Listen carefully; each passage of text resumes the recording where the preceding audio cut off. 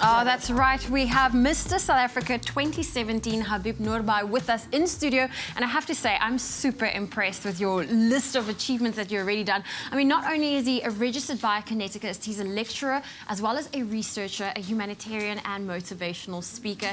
So great to have you on Expresso. It's your first time. Thank you so much, Zoe. Yes, it is my first time.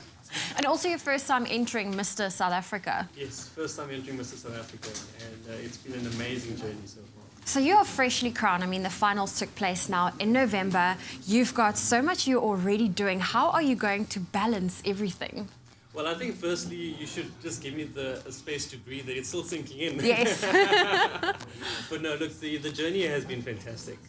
I think sport has taught me that if you want to get to a certain stage, you have to work hard. But if you want to stay there, you have to work even harder.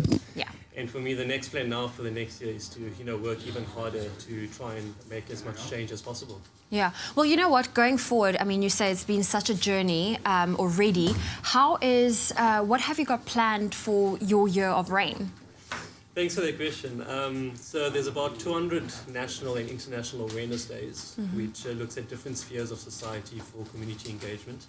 But aside from that, it's not just community projects and initiatives. It's also trying to be that role model to the youth. It's also trying to be that ambassador for South Africa. We know that there's quite a bit of challenges out there, but it's about trying to embrace what's the richness as a nation. We're having some mic issues. Can I give that to you? There we go. Sorry. I think it's also trying to embrace that as a richness of what our positives are and what our advantages in working with them. So it's going to be an exciting year ahead, and I'm very much looking forward to it. Oh, we are looking forward to seeing, your growth and development throughout this year of reign. But I know that the Mr. World pageant and competition is also ahead. Have you started prepping for that yet? I think someone told me it happens once in 2 years. Okay. So it may be in 2018. Okay. But I think for now it's about trying to get that strategy in place for 2017. Yes. So one step at a time. One step at a time. Okay, so now what was your first reaction when you found out you won? Like, what really went through your mind? Zoe, it was unreal. To be honest, it's still sinking in. Yeah. And for me to have shared that platform and that stage with 13 other amazing men of honor, which I actually call friends. And they had the potential to also win this title. And for me to have that opportunity to take this prestigious title means so much. What was going through my mind at that moment, words can't explain, but I'm truly humbled and grateful to have been honored. Okay. Well, I have to ask this question. Is Mr. South Africa allowed to be married? Because I know Miss South Africa is not allowed to be married, but we have a Mrs. South Africa pageant. And Mr. South Africa?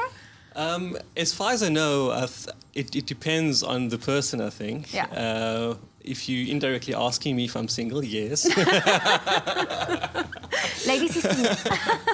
But look, I mean, I think if one is in a relationship, it would be a bit more challenging to balance the workloads between, your reign and your job as well. Yeah.